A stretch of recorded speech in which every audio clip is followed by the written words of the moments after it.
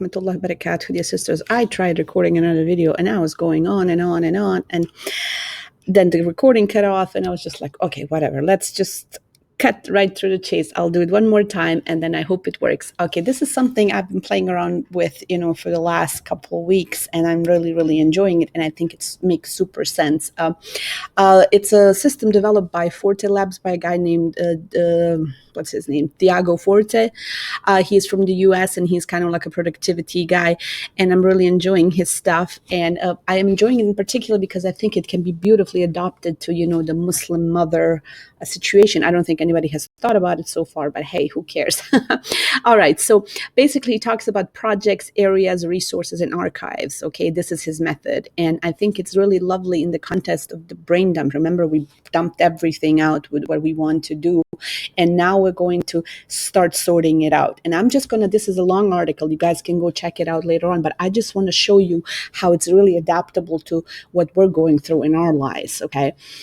So I want to start here at the end. Archives are kind of the stuff that you're completing already. So that's kind of you shove it out, you're done with it. But you can go look it up later on. So for example, for me, I feel like I've got a good system, on the archives because I can look back at my journals from previous years. I can look back at my financial records from previous years. I can even look back at, photos of my kids from certain years. I can look at homeschool reports, that kind of stuff. So I feel like I got a good grip on the archives part. Resources, the part is that a lot of people struggle with. We have a lot of resources, but we don't have a place to deal with them. We don't have a place to effectively use them. How many articles have you saved? How many books have you downloaded? How many PDFs have you got your hands on? How many craft supplies? How many things have you purchased? How many recipe books and things like that? And you actually never done anything with it. So the key with the resources is, to have them, but also to regularly use them. So I will talk about that, briefly at the end. But the main thing I want to talk about today is the project and the areas. Okay. So I will just scroll through the, through the website here. Then he explains the definition. Okay.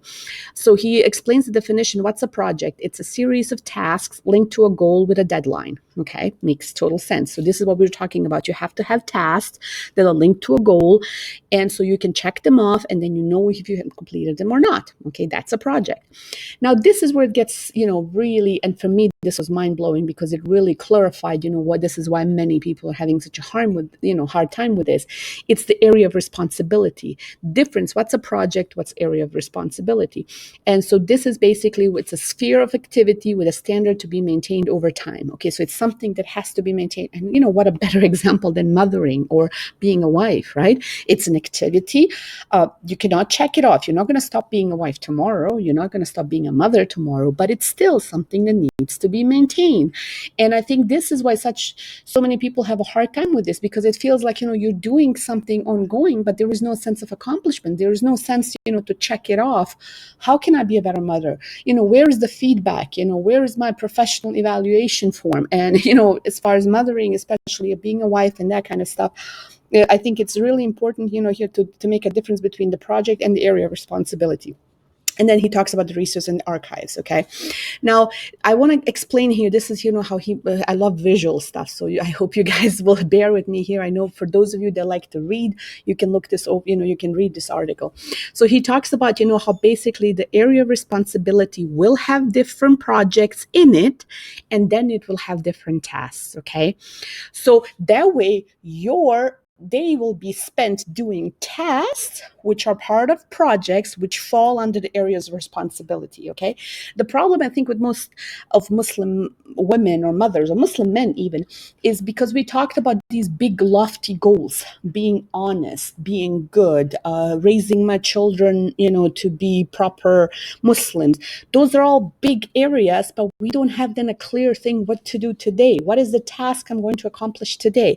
And this is where it feels that we're not being productive. We're not reaching our goals. Okay. So here he is now giving them names. So he's saying, for example, in a business sense, and so we don't get distracted by the fact that this is a business strategy. Okay. So for example, he talks about, product development. Okay. So that's an area.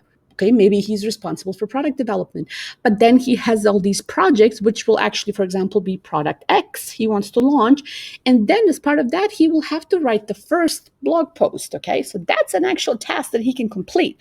But if he just says, hey, I'm responsible for product development, what do I do today? Of course, you don't know what to do. So I think it's the same thing for us when we say, for example, Islamic learning. Okay, I want to be a better Muslim. What does that mean? Yes, it's your responsibility over time to be a better Muslim, but what does that mean? What are those projects that you want to break it down into? And then what are those tasks that you're going to be doing? Okay, so he makes a beautiful example here between what's an active project and what's an area of responsibility. So for example, he's talking about, areas of responsibility is a standard to be maintained, okay? It doesn't have an end date. It's something that you have to continuously do. So as part of this job, he is in charge of product development. He has to maintain the standard. It's never going to stop. But then he has active projects in it. So for us, for example, we are Muslims. That's never stopping, but we have active projects going on. So for example, Salah. When people say, I want to improve my Salah, okay, but why are most people not doing it, not at least in a way that they feel productive about it? It's because it's too broad. What does that mean? So then you need to break it down into active projects. So that can be then, I am going to, perfect my Fajr Salah. Okay, so then I am going to pray 2 rak'ahs sunnah. I'm going to pray, I'm going to read adhkar. Now that's a project, okay? And then between that project, you can have specific tasks. Then you're going to say, I'm going to wake up at such and such time. I am going to read such and such surah.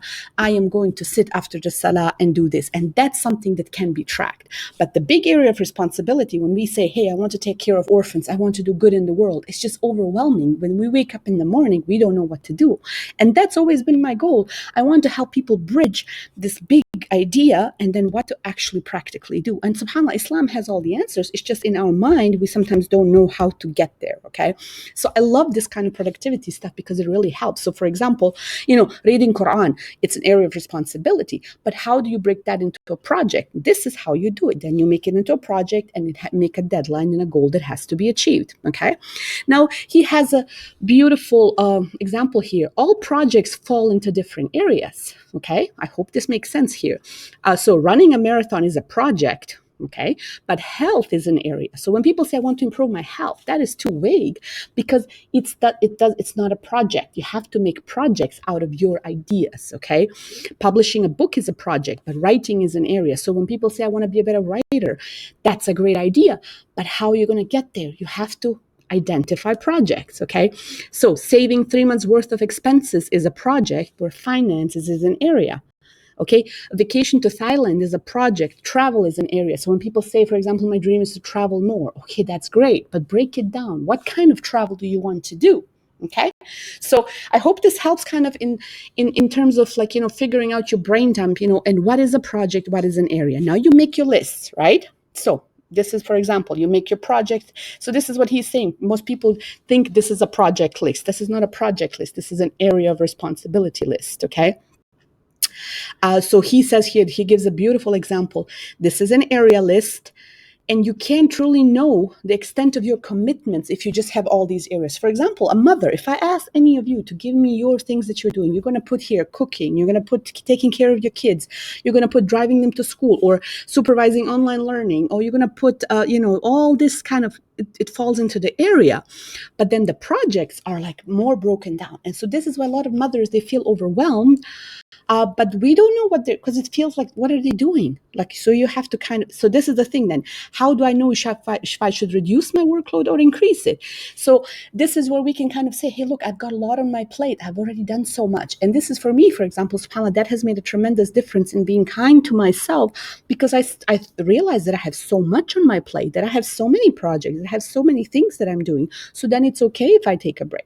Or, how many projects should I have at any given time? And then if we can articulate that better to those around us. I think that's going to also make us more understanding of their issues and them understanding of our issues, okay? So I hope this helps. And then I'm just going to kind of move through here. For example, here, research. You have to break it into a project here, A, B, C, okay? So the biggest problem here is getting up in the morning, okay? It doesn't, what is your personal motivation? You have to kind of get it done. So this is, for example, here it says you cannot know if you're making progress towards your goals if you don't have a list. So for example, if I just say events, how do I know if I'm making any progress? So when I say Islamic learning, how do I measure my progress? When I say my goal is Islamic learning, my goal is to be good in the world. Well, how am I measuring that? Am I measuring it? Then I can put a project here, sadaqah. Then I can put a project here, masjid. Then I could put a project feeding the poor. And then within that project of feeding the poor, I can put a task. I can say, hey, every Monday I'm going to do such and such, okay? Or every Tuesday. You guys understand the difference, I hope? For me, this was really mind-blowing realizing. And then this is the thing. When you can go through the article. I just want to kind of talk you guys through it, because for me, talking through it helps. So I hope you guys, if this doesn't work for your particular learning style, please disregard and just go read the article. What most people find that their project list and then their goal list don't match. Okay. And so he says, if you have a goal without the project, that's a dream. Okay. So I think a lot of us have lots of dreams, but we don't have a project. How are we going to accomplish that? Okay. And we're not making any progress here. This is what he says. You may desire it with all your heart and soul, but without an active project, you're not in fact currently making any progress. And then if you're doing something, but you're not, if you have a project, but you have no goal, that's a hobby. Okay, so then you're just kind of playing around with it. You don't have a specific goal where you're going with that. That's just a hobby then. And there's nothing wrong with dreaming, and there's nothing wrong with hobbies. But if you want to give clear on your goals and what you want to achieve, the list has to match. Okay, so you have to start defining your list. And so I hope this helps. He has a bunch of here, ideas how to do this in a way. Don't get distracted by all that. The main idea here you want to get from him is that there has to be, you have to figure out your area of responsibility, and then you can kind of go make a project out of it with goals. So to go back to that question Mahwish asked about business. Okay, business, it's an area of responsibility that has to be maintained. Your business is not going to be finished tomorrow. You cannot just put business in your journal and check it off tomorrow and business is completed. Like, business is something that you're going to be involved in over time, right? So this is an area of responsibility. Now, even within business, I think you can identify areas of responsibility. What are you responsible here? Like he gives an example of product development. You're responsible maybe for marketing, for advertising, for shipment, for logistics, for supply chain, for whatever it is. Those are all areas of responsibility. Maybe you have your business partners or employees. They have to know what to do. And this is actually part of my that I've been struggling with. For example, I'm very bad at delegating. Okay, so I kind of end up doing it all myself, because it's just I don't have the proper words how to tell people what to do, because I'm just kind of assuming in my head it all makes sense, but actually it doesn't make sense because they don't know their area of responsibility. Okay, and so this is, for me, the big thing is, household management or family management is like actually making your responsibility clear to all of them. Do they know their area of responsibility? So even your kids, they can have their own areas of responsibility. Those are the things that should be maintained, okay, that they cannot get out of it. But within those, they have to have projects that are going to be, kind of checklist style, that they're going to know if they have achieved it, have they succeeded? Because if we don't have that, it's going to be very difficult. We're not going to feel motivated. We're not going to see any progress. We're just going to find like we're just kind of like, okay, we have all these big lofty things, but we're not getting to them. Okay.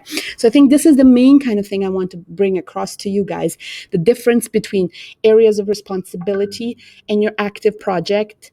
And for me, this was really, mind-blowing, because I realized that so many of the Muslim goals or projects are actually, especially for Muslim mothers, are actually areas of responsibility. Okay, those are the things that they're gonna have to continue doing. So, for example, when I look at my own core competencies, right, self-care, that's an area of responsibility. I'm not going to check that off. It's something that has to be maintained, but then I have to break it into projects and then actually into tasks. Or marriage. Marriage is an area of responsibility. I'm not going to be able to just check it off, right? But I can have projects within that, okay? Or mothering your children, being a good mother, okay? That's an area of responsibility. You have to maintain it. You cannot drop out of it. So this is the thing. If we don't maintain that kind of area of responsibility, and the projects within that, at the end of the year, can you look back and say what you have done? If we had a boss, or for those that are working, if you have a boss or if you're your own boss, how do you say what you have done last year? Where's your annual review? Are you going to get a promotion for next year? Have you done a good job? What is our benchmark? And so this is, when you break it down into project, when you say my project is to spend time with my children, when your project is to teach them how to read, spend time reading Quran with them, spend time reading bedtime stories with them. Those are all projects. And then you can check it off. And then at the end of the year, for example, you can look at your task list and you can say, hey, look, we have accomplished such and such. I have accomplished 80% of my goals. And then you're going to feel good about yourself. That's going to give you then the motivation to continue, inshallah. Okay. I hope this makes sense.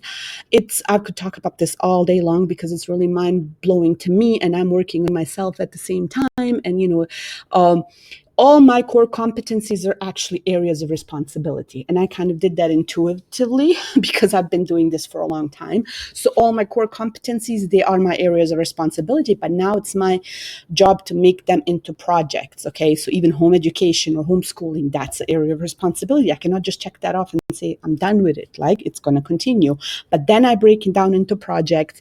And then those projects, they're going to be linked with a goal and a deadline. Okay. And then I will know if I'm making progress or not. Okay. So I hope this helps. I know I'm kind of long-winded here, but I'm really excited about this stuff. And I'm hoping this is just my style, talking you through and showing you guys through an example. You can read the article, inshallah. But I find a lot of people get scared of the businessy kind of type or productivity type long articles. So I just wanted to talk you guys through how this can be adapted, because I don't usually see this adapted to mothering or to stay-at-home mothers or, to people outside of the business world. And I think it should be even more so, because it's really, really essential to meeting our goals and being a better version of ourselves. Okay.